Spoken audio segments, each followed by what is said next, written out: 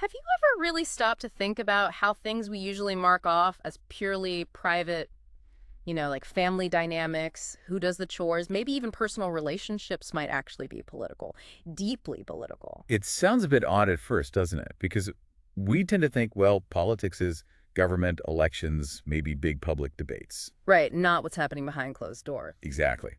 But that traditional view, our source text, really digs into this. It served a kind of purpose. A purpose? How so? Well, the material argues that, historically, male thinkers who were doing most of the defining, let's be honest, they effectively kept things like gender roles, the position of women, off the main political stage. How? By saying it wasn't political. Pretty much. Yeah. By framing it as, oh, that's just natural or biological, or it belongs firmly in the private sphere. And by doing that, you see, it avoided political challenge or scrutiny. Okay, I see. So that exclusion, that framing, is actually where we kick off today. Welcome to the deep dive. Today we are diving deep into the political ideology of feminism. And we're working exclusively from this one source, an excerpt from a text on political ideologies. Think of it as our guidebook, laying out feminism's origins, its core ideas, and, importantly, the different strands within it. And it's a really interesting source because it makes a strong case for looking at feminism as a distinct political ideology, alongside the ones we usually think of, like liberalism or socialism. Even though the word itself is fairly recent in common use. Right. The source points out the term feminism really only took off in everyday language around the 1960s. But the ideas, the underlying arguments about gender and power, they go back much further. Its real significance politically was insisting that these gender divisions weren't just natural facts. They were political structures, structures of power. Okay, so let's get into it. Our mission today, using just this source, is to really unpack it, pull out the key insights, trace the history, understand the main concepts, and see why the source argues these ideas are so politically important. Basically, giving you a solid grounding in a complex topic straight from the text. And the starting point, the absolute foundation, according to this text, Yeah. pretty straightforward. Feminism, as an ideology, rests on two basic beliefs. Which are? First, that women across many societies are disadvantaged simply because they're women, because of their sex. And second, and this is crucial, this disadvantage isn't inevitable. It's not destiny. It can and should be changed, overthrown. So it's not just observing inequality, it's saying it's unjust, it's socially constructed, and therefore it's something we can actually do something about. Precisely. It's a diagnosis and a prescription. The source says feminists see this power imbalance between the sexes, a kind of male supremacy and female subjection, as fundamentally a political relationship. And labeling it political, that's the revolutionary move. Why is calling it political so important? Because it directly confronts what the source calls a mobilization of bias. That's a really powerful concept. It means the traditional way of thinking about politics, mostly shaped by men, was structured, maybe not always consciously, but effectively, to keep questions about gender inequality off the table. So the bias wasn't just in people's attitudes, it was baked into the very definition of what counted as politics. Exactly. The source argues this wasn't just an accident or an oversight. It was an embedded bias that protected the status quo, protected male privilege, by defining things like family life or women's roles as outside the realm of political discussion or challenge. And that leads us right into one of the biggest contributions of feminist thought, according to this text, actually redefining what the political even means. Yes, the source draws a really sharp contrast here. The original view, politics happens in the public sphere. That means government, parties, voting, public debates, the economy, things outside the home. And the private sphere, Right. family, personal life, relationships. Seen as completely separate, non-political, governed by nature maybe or personal choice, but definitely not by power dynamics in the way the public sphere was. Okay, so how did feminists challenge that? Well, modern feminists, as the source lays it out, fundamentally expanded the definition. They argue politics isn't just about the state or public institutions. Politics happens wherever you find social conflict, wherever power operates. That means in all social groups, including the family, not just in public life. Is there a key definition they use? The source highlights Kate Millett's definition as really influential. She defined politics simply as power-structured relationships, arrangements whereby one group of persons is controlled by another. Wow, okay. That's broad, if you accept that definition. And suddenly things look very different, don't they? Relationships inside the family, husband-wife, parent-child, they become inherently political because they absolutely involve power, control, negotiation. And the source really stresses why this redefinition was so vital for feminism. Absolutely crucial. Because, think about it, sexual inequality could persist, could be seen as normal or even desirable, precisely because that division of labor, men out in the world, women in the home, was labeled natural, not political. Meaning it wasn't seen as a power structure that could be questioned or changed. Exactly. It was seen as just the way things are. Biology, destiny, whatever. By calling it political, feminists insisted it was a structure of power, socially created, and therefore open to challenge and transformation. And this traditional split, the source illustrates it, right? This idea of public man versus private woman. Yes, it paints a clear picture. Public man. Associated with politics, education, careers, art, literature, the world outside the home, the realm of achievement and influence, and private woman, associated with the family, caring, raising children, domestic work, the world inside the home. And this wasn't just descriptive, it acted as a real barrier. A powerful barrier. It actively restricted women's access to the public sphere. Think about historical laws, property rights, voting rights. They were all designed to keep women largely confined to that private role, reinforcing their dependence and limiting their public participation. Okay, so challenging this public-private divide became a major goal. But the source says feminists didn't all agree on how to challenge it. No, there were distinct approaches. Radical feminists, for example, are presented as the most forceful in rejecting the idea that politics stops at the front door.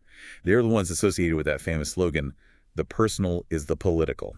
What did they mean by that exactly? Their core argument, according to the source, is that the oppression of women isn't just about laws or jobs. It operates in every aspect of life. And crucially, it often originates within the family and personal relationships. So they brought things like housework and childcare into the political spotlight. Yes, absolutely. Radical feminists looked at what they called the politics of everyday life. Things like how children are conditioned into gender roles, the unequal distribution of housework, power dynamics and sexual relationships.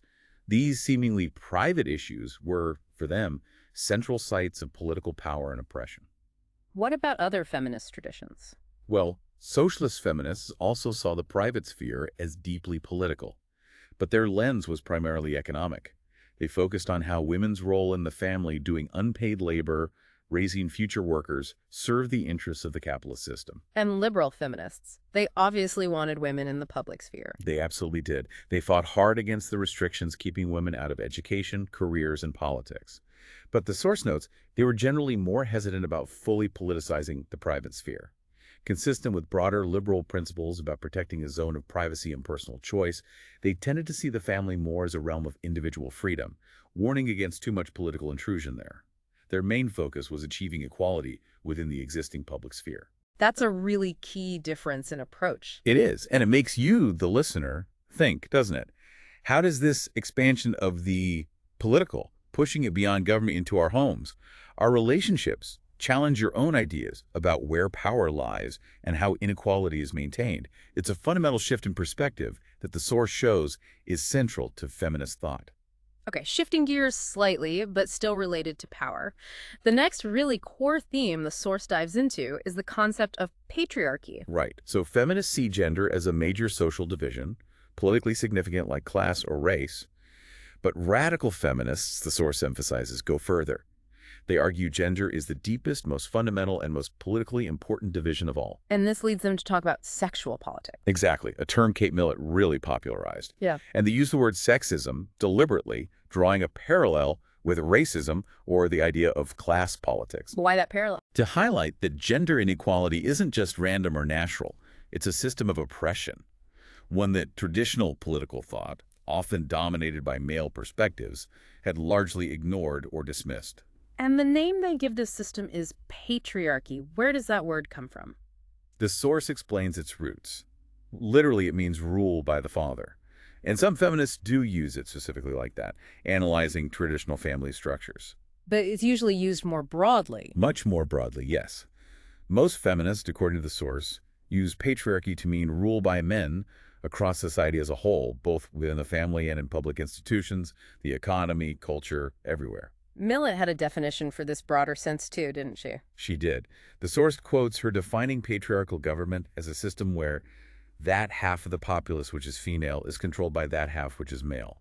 She also added two principles that reinforce it. Male shall dominate female, elder male shall dominate younger. So it's a hierarchy based on sex and age within the male group. Yes, according to Millett's analysis. Patriarchy, in this feminist view, describes a society fundamentally structured by both sexual and generational oppression, ensuring male dominance overall. And the radical feminist argument puts the family right at the center of this. Absolutely. The source explains, and even illustrates it, that radical feminists see the patriarchal family not just as one place where male dominance occurs, but as the core institution that reproduces patriarchal attitudes and structures throughout society. How does that work?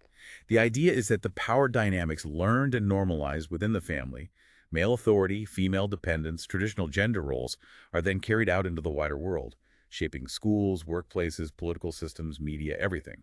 The family is seen as the primary training ground for patriarchy. But the source also says patriarchy isn't the same everywhere or always. That's a crucial point the source makes. While male dominance might be a feature of most known societies, the form it takes and the degree of oppression vary hugely across cultures and history. Can you give examples from the text? Sure. It contrasts the legal and social improvements for women in the West, particularly in the 20th century, with what it describes as extremely harsh forms of oppression still found in some parts of the developing world, things like female genital mutilation, bride murders, or the dowry system, which treat women almost like property. So the experience is very different depending on context. And just like with the public-private split, different feminist traditions analyze patriarchy differently too. Yes, they bring their own theoretical lenses to it. Liberal feminists, for instance, tend to focus on patriarchy as an obstacle to equal rights and opportunities in the public sphere. They might use the term, if at all, to talk about things like the underrepresentation of women in leadership roles in politics or business. It's about access for them. Primarily. Whereas socialist feminists naturally emphasize the economic dimensions, they see patriarchy working hand in glove with capitalism, serving its interests. Some more orthodox Marxists, as the source notes, might even see patriarchy as secondary, a result of class society, and might prefer class analysis over using the term patriarchy. And the radicals. For radical feminists, as the source makes very clear, patriarchy is the central issue. It's not just about rights or economics. It's a pervasive, deeply embedded system of male power, rooted in the family and culture shaping everything. For them, it's the fundamental structure of oppression. Okay, that's patriarchy. Now, another absolutely critical distinction the source explores is the one feminists make between sex and gender. How does it introduce this? It starts by addressing a common counter-argument to feminism, often from conservative perspectives. The idea that gender roles are just natural. Women are biologically suited for certain roles, men for others. The whole biology is destiny argument. And feminists challenge this biology is destiny idea head on. Completely. The source acknowledges the biological differences women can bear children, menstruate, lactate. But the crucial feminist point is that these biological facts do not automatically determine a woman's social role, her abilities, or her place in society. Biological capacity doesn't equal social destiny. So where does the connection between, say, giving birth and being the primary caregiver come from? Feminists argue, and the source stresses this, that the link is cultural, not biological. The expectation that women should handle childcare and domestic work isn't a biological imperative. It's a learned role, imposed by social norms and traditional family structures. And the source gives examples of how it could be different. Yes, it points out that fathers can take on these roles. Families can share responsibilities more equally, symmetrical families, or care can be provided communally or by the state, or involve extended family. These alternatives demonstrate that the biological act of birth doesn't necessitate the mother being the sole or even primary caregiver. This leads to that really key distinction the source outlines. The sex-gender distinction, yes, very influential. Sex, in this framework, refers to the biological differences. Chromosomes, hormones, reproductive organs, seen as natural, mostly fixed. And gender. Gender is the cultural or social term. It's about the roles, behaviors, expectations, and identities that society assigns to males and females. Think masculinity and femininity. These are seen as learned, socially constructed, imposed through stereotypes. The source uses that famous Simone de Beauvoir quote here, doesn't it? It does. Women are made, they are not born. Meaning, you might be born female sex. But becoming a woman, in the socially understood sense, adopting feminine roles, behaviors, identity, is a process of social conditioning. It's learned, not innate. So gender is constructed. That's the core argument. Feminists deny any necessary link between biological sex and social gender. Most, according to the source, believe the biological differences are actually quite minor in terms of their social or political significance compared to the vast differences created by gender roles and expectations. Does this lead to a particular view of human nature? Often, yes, to the idea that human nature is fundamentally androgynous, meaning individuals inherently possess the potential for traits traditionally labeled masculine and feminine, regardless of their sex. So the goal becomes. For many, it's moving beyond restrictive gender roles towards a state of genderless personhood. A society where people are valued for who they are as individuals, their character, talents, worth not judged based on the stereotypes attached to their sex. Why was making this sex-gender distinction so important? What impact did it have? The source highlights two huge impacts. First, it opened up the possibility of radical social change. If gender roles are made by society, they can be unmade or remade. Women's traditional position isn't fixed by biology, it's a cultural product, so it can be challenged and changed. And the second impact? It drew critical attention to how women were socially conditioned or engendered into these roles. It exposed the process by which society shapes individuals according to gender norms and how this process itself was a form of oppression. But this distinction, as central as it was, hasn't remained unchallenged. No, the source points out significant challenges, mainly from two directions. First, from difference feminists. What's their argument? They fundamentally disagree that sex differences are minor or just social constructs. They argue there are profound, possibly inescapable differences between women and men. Some, called essentialists, believe these differences are rooted in biology or deep psychology, that women might be inherently more empathetic, for example. Okay, and the second challenge? Comes from postmodern feminists. Influenced by post-structuralism, they start questioning the categories themselves. Is sex really a clear-cut biological binary? Not all women can bear children, for instance. They tend to see biology and culture as deeply intertwined, arguing that even our understanding of biological sex is shaped by gendered language and ideas. They might even question whether woman is a stable, useful category for analysis at all. That does sound like it complicates things quite a bit. It certainly does. It raises questions about the very foundation of a politics based on a shared female identity, which the source notes is a point of tension.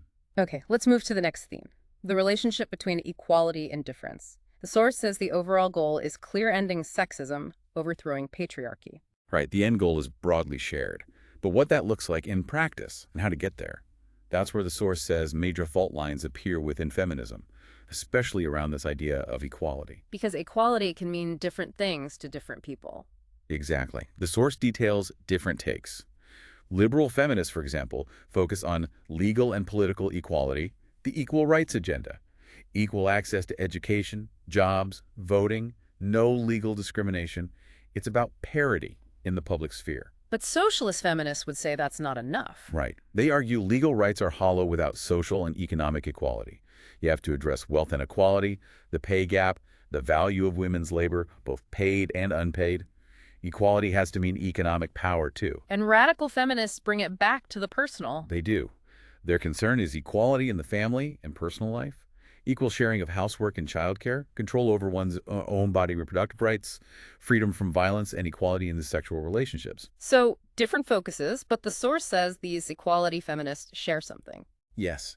Despite their differences, they generally view gender difference negatively. They see imposed differences as part of the problem, part of the patriarchy. The goal is to liberate women from these limiting differences, allowing them to achieve equality as individuals or persons. This broad approach is what the source labels equality feminism. But then there are feminists who reject this whole framework, who champion difference instead. Yes, and this is a really interesting countercurrent. Their critique of equality feminism is quite sharp. What's the core of their argument? They argue that striving for equality with men inherently means being male-identified. It means you're setting men and male achievements as the standard, the goal. The demand for equality, they say, implicitly means wanting to be like men, which devalues female experiences and qualities. And they warn against women just adopting male behaviors. Exactly. They often caution against embracing things like competitiveness or aggression, seeing them as characteristics of a flawed, male-dominated society. For these feminists, liberation isn't about becoming like men or gender-neutral persons. It's about achieving fulfillment as women, embracing a female-identified perspective. This sounds like the pro-woman position the source mentioned earlier. It's closely linked, yes. Often associated with Ducent's feminism and sometimes based on essentialist ideas, the belief in fundamental inherent differences between the sexes. Maybe men are seen as naturally more competitive, women as naturally more nurturing or creative. And they see these female characteristics positively. Very positively. They argue that trying to achieve androgyny or genderless personhood ignores and dismisses these valuable real differences. Women, they believe, should recognize, celebrate, and assert their distinctive female qualities and experiences. Liberation comes through embracing that difference, not erasing it. Does the source give specific examples of difference feminism? It mentions cultural feminism again here. This is where some difference feminists step back from mainstream political activism, which they might see as inherently male and corrupting. Instead, they focus on creating a separate, woman-centered culture, celebrating women's art, crafts, writing, and experiences like childbirth or sisterhood, finding identity and solidarity there. The source also had that table comparing different ideologies on gender, which was quite helpful. Yes, figure 8.3, it really contextualizes feminism. Liberals seeing gender as private, conservatives seeing it as natural and hierarchical, traditional socialists focusing on class. Fascists seeing it as fundamental and divinely ordered. Right, and then feminists usually seeing it as a political construct of male power, though difference feminists complicate that by emphasizing psychobiological differences. It really shows how feminism broke from established views. Absolutely. Okay, let's trace the history now, the waves of feminism. The source is clear that feminist ideas existed long before the term. Yes. It mentions Christine de Pizan way back in 1405 arguing for women's education. But the organized movement really took shape in the 19th century. That's first-wave feminism. And the key text, often cited as kicking things off. Mary Wollstonecraft's Gaming, A Vindication of the Rights of Women from 1792. Written during the French Revolution's upheaval, her big argument was based on reason. Women are rational human beings just like men, she argued, so they deserve the same rights, especially education. But the main focus of the first wave, the big campaign. Undeniably suffrage the right to vote. This wave, from the mid-19th to early 20th century, was driven by the belief that getting the vote was the key. Political power would follow and other forms of discrimination would fall away. It was heavily inspired by the fights to get working-class men the vote. And it was strongest where democracy was already advancing, but excluding women. Exactly. Places like the U.S. and the U.K. Women were essentially demanding the rights men already had or were gaining. In the U.S., the source traces it back to the 1840s, linked to the anti-slavery movement. That's where Seneca Falls comes in, 1848. Yes, the Seneca Falls Convention is flagged as the birth of the organized U.S. movement. Elizabeth Cady Stanton wrote that Declaration of Sentiments there, echoing the Declaration of Independence, but including women, and crucially, demanding suffrage. Figures like Stanton and Susan B. Anthony led major organizations pushing for the vote. What about the UK? An organized movement from the 1850s. John Stuart Mill, working with Harriet Taylor Mill, tried to get women property owners the vote in 1867, but failed. Things got much more militant later, especially after the Pankhursts, Emmeline, and Christabel formed the Women's Social and Political Union, WSPU, in 1903. These were the suffragettes. Yes. They used direct action protests, property damage, civil disobedience. They faced imprisonment, went on hunger strikes, endured force feeding. It was a tough fight. And eventually they won. They did. The source lists some key dates. New Zealand, 1893, the U.S. finally in 1920 with the 19th Amendment, the U.K. partially in 1918 and fully in 1928. But the source mentions an interesting twist after the victory. Yeah, the irony. Winning the vote, their main goal, actually weakened the movement for a while. The unifying cause was gone, some felt the job was done, and the energy kind of dissipated. Until the 1960s, when things started up again. Right, the regeneration that led to second-wave feminism. And a key book here was Betty Friedan's The Feminine Mystique. Yes, 1963.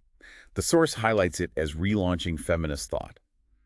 Friedan tapped into that widespread but often unspoken feeling among many, especially middle-class housewives, of frustration, emptiness, the problem with no name, she called it. So the second wave recognized that just getting the vote hadn't solved everything. Exactly. The issues ran deeper into culture, society, personal life. The ideas became more radical, more revolutionary.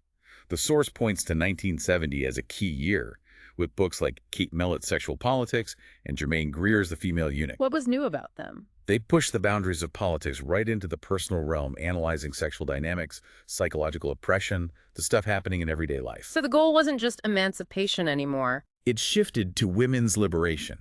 That phrase itself, and the women's liberation movement, signal a demand for much deeper, more fundamental social and cultural change, not just legal reforms.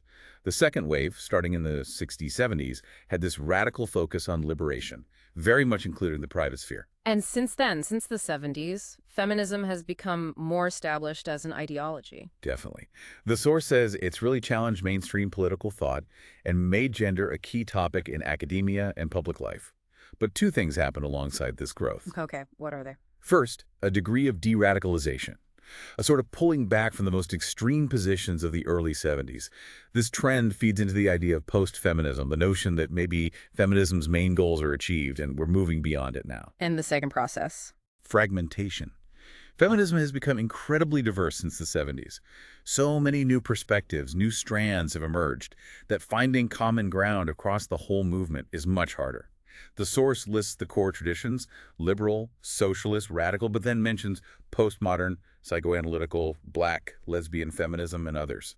It's a constantly evolving and diversifying field. Okay, let's dive a bit deeper into those main traditions the source outlines. It reminds us that feminism often draws on existing ideologies like liberalism and socialism, right? Yes, it's cross-cutting in that sense. Liberal feminism, as we saw, was huge for the first wave. Key figures again.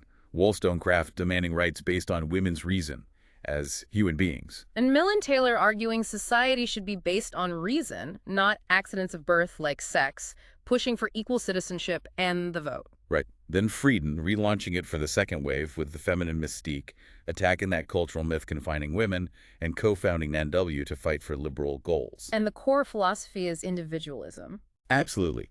Equal moral worth of the individual, regardless of sex, race, etc. Judge people on merit, not group identity. This leads directly to the demand for equal rights and equal access to the public sphere, banning discrimination. So their goals are mainly about breaking down barriers in careers, politics, education. Primarily, yes. Increasing women's representation in positions of power. It's essentially reformist, seeking equal opportunity within the existing system. And crucially, the source notes, they generally don't aim to abolish the public-private distinction itself, just ensure women have equal rights in public. The source credits them with big achievements, the vote, divorce reform, equal pay laws. Significant progress, yes. But it also points to limitations. A Yeah. key one is less focus on the private sphere, the division of labor at home, power and relationships. And maybe accepting some traditional ideas about women's roles. There's that critique, yes. That even modern liberals like Frieden, perhaps in later work like The Second Stage, might have implicitly accepted women's stronger inclination towards family as natural or chosen, leading to criticism about reinforcing the mystique of motherhood or the unrealistic have-it-all ideal. Plus the argument that liberal feminism mainly benefited certain women. That's a major critique highlighted in the source, that its focus on public sphere access and individual achievement resonated most with educated, middle-class women, often white women in developed countries, and didn't adequately address the compounded disadvantages faced by working-class women, women of color, or women in the global south. Okay, let's turn to socialist feminism, more prominent from the mid-20th century onwards. Yes, their core argument is different. Women face fundamental social and economic disadvantages, not just legal ones. So real emancipation requires deep social change, maybe even revolution, because gender relations are rooted in the economic structure. They link patriarchy and capitalism. Strongly. The source goes back to Engels' Origins of the Family from 1884 as a classic starting point, though modern socialist feminists adapt it. Engels argued capitalism, with its private property, led to the world historical defeat of the female sex. How? Through the family. Yes. He argued men needed to control property inheritance, which meant controlling women's sexuality through enforced monogamy. For wives, anyway. The bourgeois family, he said, was patriarchal and hypocritical, masking male privilege with a cult of femininity. And how does confining women to the home serve capitalism, according to this view? The source details several ways. Women act as a reserve army of labor, pulled into jobs when needed, sent home when not, reducing costs. Their unpaid domestic work, raising kids, housework, reproduces the workforce for free. The traditional family encourages men to work as breadwinners and provides a private haven from work alienation, reinforcing this system. But the source says socialist feminists are divided. Deeply divided, especially over the relationship between class and gender. Is class primary, or is gender oppression equally important? Orthodox Marxism prioritized class. Yes, class exploitation was seen as the root problem.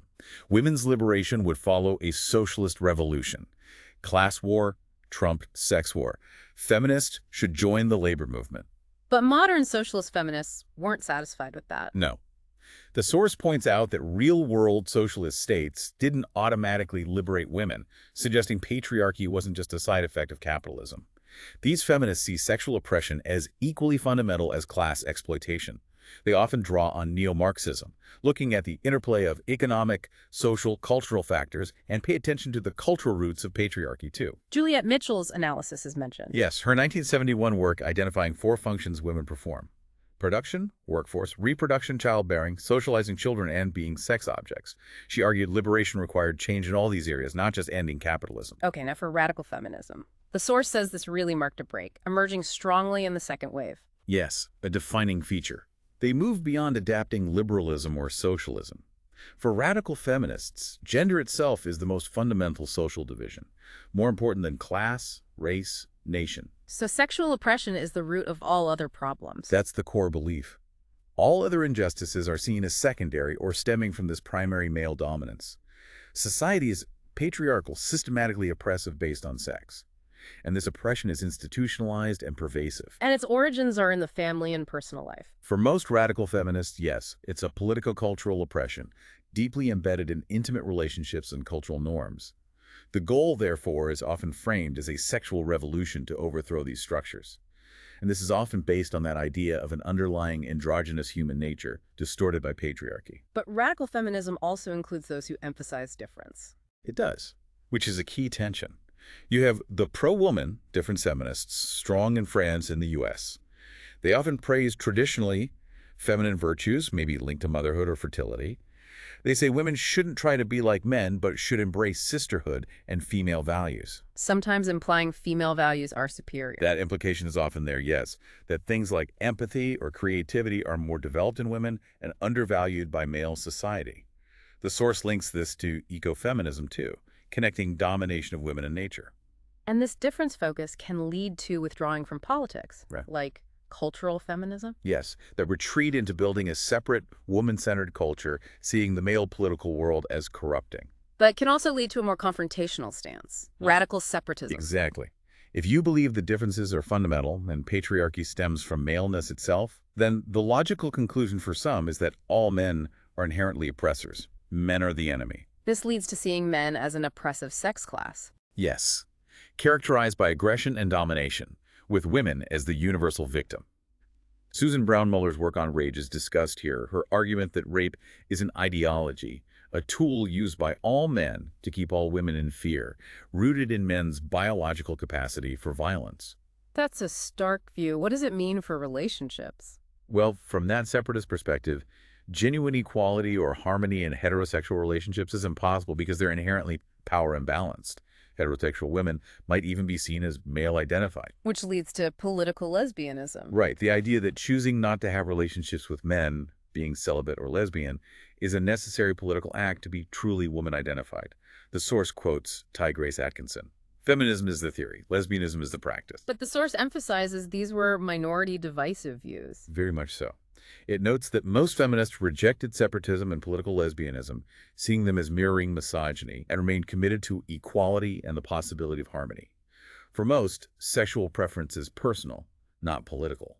The source names other key radical thinkers too. Yes, Beauvoir's The Second Sex as foundational, Eva Fige's on patriarchal values and culture, Germaine Greer's The Female Eunuch on sexual repression and women being castrated by stereotypes, and Kate Millett, again on patriarchy as a social constant, reproduced through family, culture, economy. And Millett advocated consciousness raising. Yes, as a key strategy. Influenced by Black power, it was about women coming together, sharing experiences, realizing their oppression was shared and political, not personal failings, and building pride and self-assertion. Okay, so the lines between liberal, socialist, and radical have blurred since the 70s. This brings us to the third wave and beyond. Right. It gets harder to categorize neatly. The term third wave feminism emerged in the 1990s, often used by younger feminists who felt the second wave's issues weren't always their issues, partly because society had changed, but also because new perspectives were coming in. And a key theme of the third wave is difference among women. Exactly. Going beyond the woman-man difference to look at differences between women based on race, class, sexuality, location, etc. It was a conscious effort to correct what was seen as the second wave's sometimes narrow focus on white middle-class experiences. Trying to be more inclusive. Yes, highlighting diversity and hybridity, making space for voices of women of color, low-income women, women from the global south. Black feminism is mentioned as particularly important here. How did Black feminism challenge earlier feminism? By arguing you can't separate sexism and racism, they're linked, interlocking systems. The experience of a Black woman facing both gender and racial discrimination is unique and can't be understood just through a gender lens or just through a race lens. The third wave was also influenced by new theories, post-structuralism. Yes, particularly Foucault. There was more focus on identity, how it's constructed, performed, not fixed. Ideas about discourse, how language and systems of thought shape power and reality became influential. So postmodern feminists questioned the very idea of woman. Some did, yes, questioning if there's a fixed female identity or universal experience. They might see woman itself as a category constructed by discourse. They blur the sex-gender line, seeing biology and culture as inseparable. But the source wonders if this is compatible with feminist politics. It raises that question: if you deconstruct the category woman, what's the basis for a political movement focused on women's liberation? It's a tension. What about new feminism, Natasha Walter? Walter used the term in the late 90s, maybe less precisely than third wave. Initially, it was about tackling inequalities, but without the perceived policing of personal choices from some second-wave feminism, trying to separate personal and political again. But she became more pessimistic later. Yes. Her 2010 book, Living Dolls, described a resurgence of cultural sexism, hypersexualization, and restrictive femininity, suggesting things hadn't progressed as hoped. And then there's post-feminism. This is where de-radicalization is strongest. That's how the source defines it: less about updating feminism, more about rejecting second-wave themes, suggesting they're outdated or achieved. Who represents this view?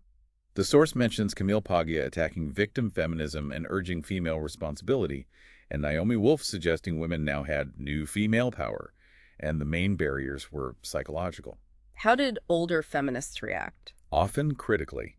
The source mentions protests against lifestyle feminism, focusing on individual empowerment over collective struggle.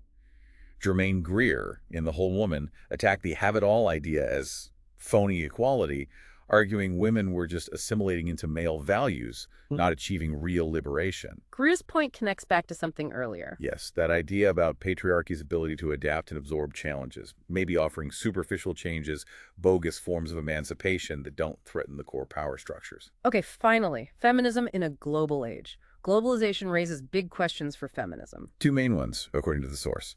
First, is feminism really global, or is it fundamentally Western? It always aimed for global sisterhood, right? It did. And the source acknowledges the growth of women's groups worldwide: Africa, Asia, Latin America.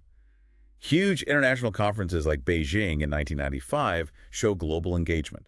But is it seen as imposing Western ideas? That's the critique from post-colonial theorists. They argue Western feminism, focusing on individual rights, might devalue traditional cultures and roles, like mother, homemaker, that women in other contexts might cherish, or undermine institutions that provide social stability, even if they seem patriarchal from a Western view. What's the feminist response to that? Often they argue that defending harmful traditional practices in the name of culture is just a way to excuse patriarchy. They argue certain fundamental women's rights should be universal, not culturally relative. And the second big issue with globalization, its actual impact on women. Right. There are pro-globalization arguments suggesting it created opportunities: the feminization of work in developing countries, factories employing women, or pink-collar jobs in the West, giving women financial independence. But there's a strong critique, too. Yes, particularly from non-liberal feminists. They argue globalization often means exploitation. Women get low-paid jobs with few rights, weak unions, poor conditions. They face the double burden: paid work plus unpaid domestic work. And this often happens alongside cuts to social support, health, education, due to neoliberal policies. So many feminists align with anti-globalization movements. Yes, seeing women's exploitation as tied into the broader injustices of global capitalism. Wow, okay. We have covered a lot of ground here, from the historical waves through core ideas like the personalist, political, patriarchy, the sex-gender split, the equality difference debate. To the different traditions, liberal, socialist, radical, and the newer forms like third wave and post-feminism, plus the global picture, all drawn from this source text. And what really comes through from the source is just how diverse feminism is. It's definitely not one single thing. Lots of internal debate, different ways of seeing the problems, different ideas about the solutions. Absolutely. And understanding that diversity, those different strands and historical shifts, is crucial if Mm. you want to grasp why feminism has been such a powerful political force, how it's changed society, and how it continues to evolve and challenge things. So, to leave you with a final thought, something the source definitely makes you ponder. Thinking about that point, especially from Greer and others, about patriarchy's knack for reproducing itself, maybe even through what look like gains but are bogus forms of emancipation, where, based on all these different feminist paths the source laid out, do you think the route to genuine, lasting liberation actually lies today? It's a complex question, for Yes. sure.